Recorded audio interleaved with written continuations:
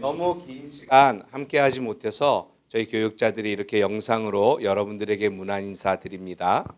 저희가 열심히 기도하겠습니다. 건강하시고 힘내세요. 부활주일에 뵙겠습니다. 사랑합니다. 자, 오늘은 교육자들 인사도 했고 이제 찬양을 하나 들으시면서 우리가 매일 묵상 시간 시작하겠습니다. 맡기신 그 길이라는 찬양입니다. 세상에 가득한 소리가 내게 갈 수 없다 말하고 끝을 알 수 없는 어둠에 내 맘은 들려도 반복된 수많은 실수가 나를 주저하게 만들고 감당하지 못할 두려움이 내 맘을 꺾어도 세상의 소리에 흔들릴 때도 순종하며 가네 그의 길 위에 내 마른 내 삶에 부으신 사랑 내 안에 머금고 나의 실패 속에 넘어질 때도 순종하며 가네 그의 길 위에 부르신 그곳에 온 맘을 두어 걸어가네 맡기신 그 길을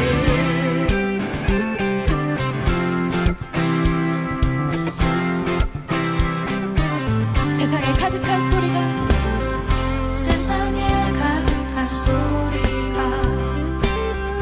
내게 갈 수 없다 말하고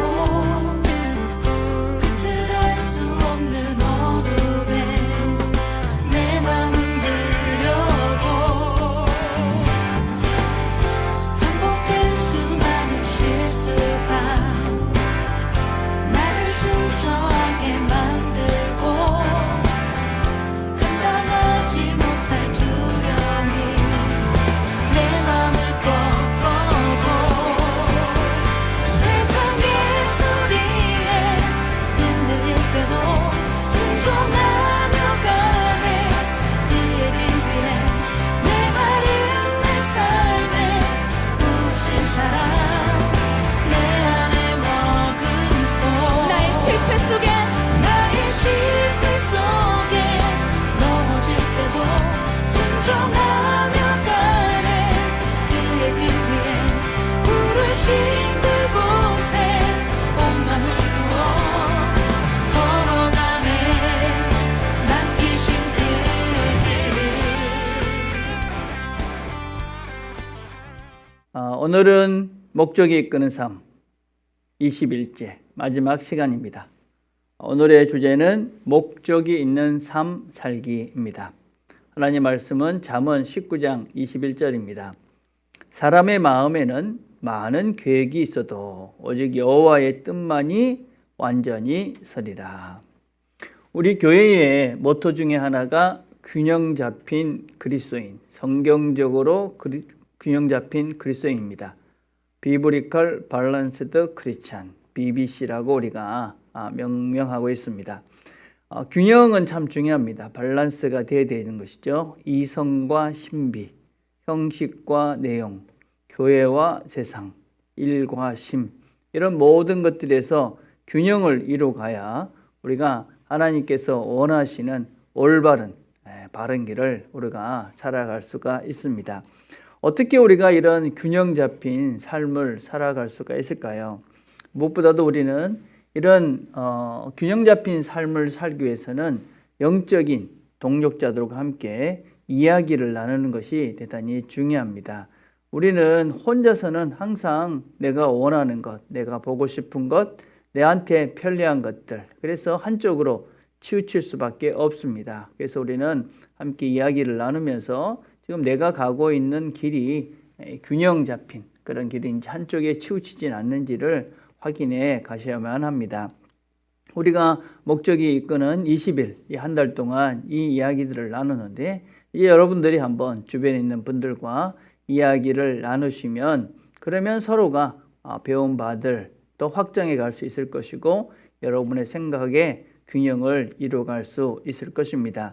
데살로니가전서 5장 11절에 이렇게 말합니다. 그러므로 피차 권면하고 서로 덕을 세우기를 너희가 하는 것 같이 하라. 권면하라. 서로 이야기하고 서로 권하면서 함께 성장해 가라 하는 것입니다. 두 번째, 우리가 균형 잡힌 삶을 살기 위해서는 영적인 정기검진을 받아야 합니다. 나의 예배, 교제, 인격, 사역, 봉사 이런 것들에 대해서 정기적으로 나의 이런 부분들이 어떻게 치우쳐져 있지 않은가 하는 것들을 우리가 점검받으셔야만 합니다. 그래서 함께하는 동력자들이나 아니면 영적인 지도자들에게 나의 이런 부분들에 대해서 이야기를 나눠보시는 것은 우리가 균형 잡힌 신앙인의 걸음을 가는데 유용합니다. 세 번째는 우리의 발전 과정을 기록으로 남기는 것입니다. 기록으로 남기는 것은 나의 신앙의 여정에 대단히 유용합니다.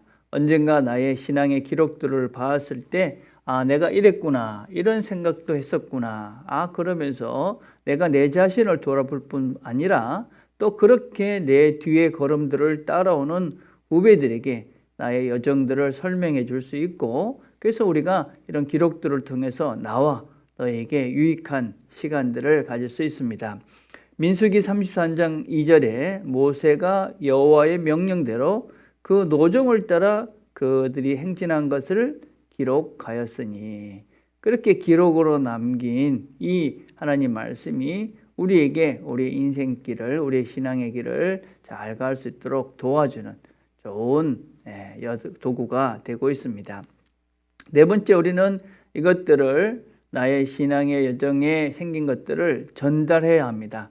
기록으로 남길 뿐 아니라 다른 사람들에게 전달해야 된다 하는 것입니다. 우리가 전달하기 위해서는 반드시 내가 올바로 알아야 합니다.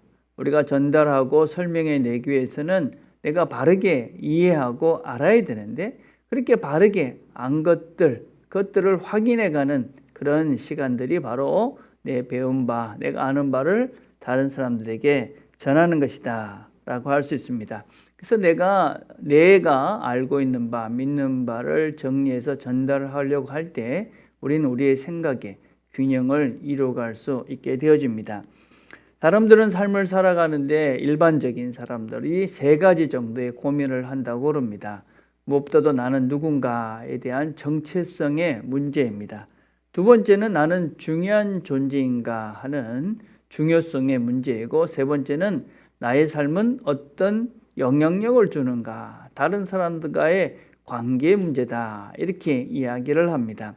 성경은 다음에 5가지의 질문에 답을 함으로써 우리의 삶에 나는 누구이며 어떤 의미가 있고 또 어떻게 다른 사람들과의 관계를 만들어가는 존재인가 하는 것들을 설명해내고 있습니다.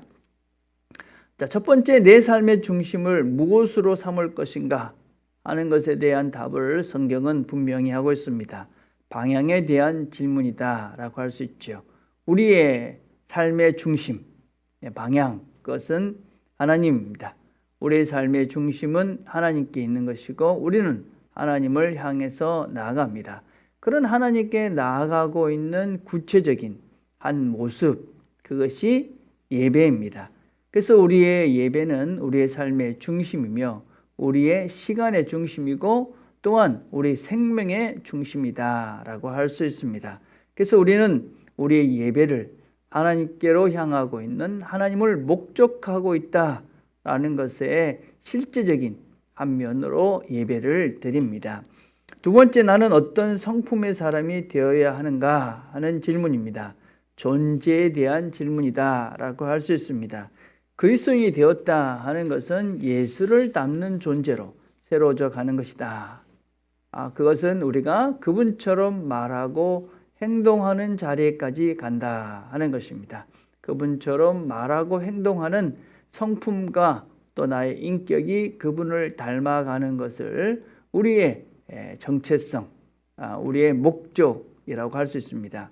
그것은 성령의 열매입니다. 그분은 그분을 닮게 하기 위해서 그분을 닮아가는 삶, 그분과 같은 존재가 되기 위한 그 길을 안내해 주는, 인도해 주는 분으로 그분의 여기신 성령님을 우리 안에 넣어 주시고, 우리는 그분의 인도하심을 따라 살면 그분처럼 변화되어지는 새 인격과 새 성품의 사람, 새로운 피조물로서의 하나님이 원하시는 온전한 자리에 이르게 되어집니다. 그래서 우리 안에 계시는 성령의 인도하심을 따라 살게 되면 우리의 성품은 그분을 닮는 존재로 우리의 정체성의 변화가 일어난다라고 할 수 있습니다. 세 번째는 내 삶은 어디에 기여해야 하는가 하는 것입니다. 삶의 가치에 대한 질문입니다. 이것은 우리는 섬김이라고 이야기합니다. 삶의 가치는 다른 것이 아닙니다. 무엇을 세상적으로 성공을 이루어내는 것이 아니라 내가 다른 사람을 어떻게 잘 섬기는가, 다른 사람을 위해서 내 자신을 얼마나 내어주는가 하는 것이 우리의 삶의 가치를 판단할 수 있는 기준이다라고 할 수 있습니다. 우리는 내 자신만을 위해서 살지 않습니다. 물론 우리는 우리 자신을 바르게 사랑합니다. 그렇기 때문에 너도 사랑하는 것이지요. 그래서 우리는 우리 자신들이 다른 사람들을 섬김을 통해서 우리가 삶의 가치가 있고 의미가 있는 존재라는 것을 확인해 갑니다. 고린도후서 9장 12절에 이렇게 말합니다. 이 봉사의 직무는 성도의 부족한 것을 보충할 뿐 아니라 하나님께 드리는 많은 감사를 더욱 넘치게 한다. 그래서 다른 사람들을 섬기는, 이 서빙하는 것은 우리가 즐거운 일이고 감사한 일입니다. 그래서 이런 일들을 통해서 우리의 삶이 풍성해지는 것이죠. 다른 사람을 섬김을 통해서. 네 번째, 내 삶은 어떤 전달 도구가 되어야 하는가? 영향력의 문제입니다. 선교적 삶에 대한 질문이다 라고 할 수 있습니다. 우리의 삶은 복음을 전달하는 도구입니다.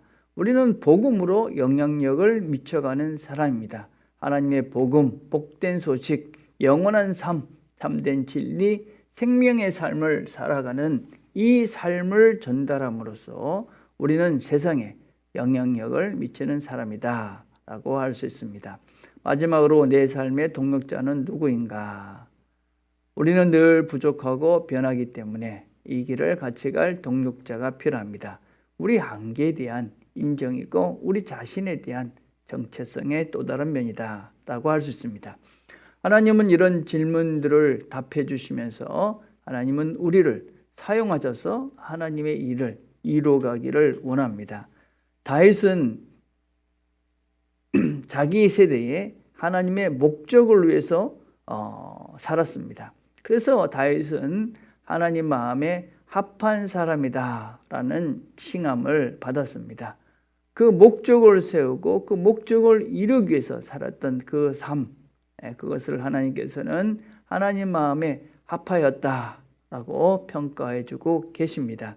그래서 하나님은 그 목적을 세우고 그 목적을 따라 살아가길 원하는 그 사람들을 사용하십니다. 그리고 하나님은 그 사람들을 찾고 계십니다.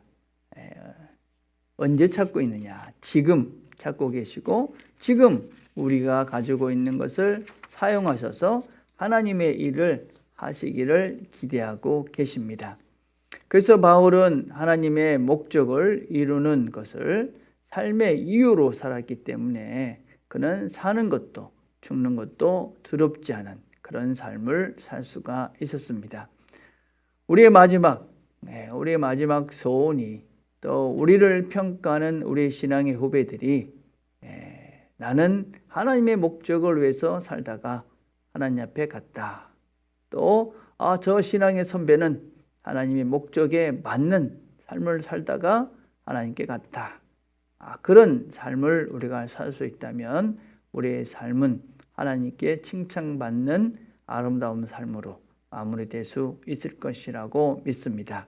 이 삶이 우리 모두의 삶이 되기를 기도드리겠습니다. 그래서 오늘 우리가 생각할 것은 목적을 가지고 사는 것이 참된 삶을 사는 유일한 방법이다. 오늘 배울 말씀은 다윗은 그의 세대에 하나님의 목적을 위해 섬겼다 하는 것입니다. 삶으로 떠나는 질문은 하나님이 내 삶의 목적이 무엇이라고 생각하는가? 하나님께서 내 삶의 목적을 무엇으로 정하셨다고 믿는가? 지금 나에 대한 하나님 목적, 나는 그것을 어떻게 이루고 있는가? 이 생각을 해보시면서 이 하루를 마무리하시고 또 우리가 그동안 배웠던 것들을 다시 한번 생각해 보시면서 하나님의 목적에 맞는 삶을 재조정해 가시는 저와 여러분 되기를 간절히 바라겠습니다. 기도하겠습니다. 하나님 아버지, 저희들이 지난 한 달 동안 하나님 목적에 대해서 같이 말씀을 상고했습니다. 우리에게 주신 말씀을 우리가 다시 한번 잘 기억하고 하나님 목적에 맞게 나의 삶을 재조정해가며 그래서 우리의 삶의 순간순간들이 하나님 쓰임에 합당한 존재로 새로워져 가고 또 하나님이 사용하셔서 우리가 날마다 하나님의 기쁨이 되는 삶을 살아내는 우리가 다 되도록 은혜를 베풀어 주옵소서. 예수님의 이름으로 기도드립니다. 아멘.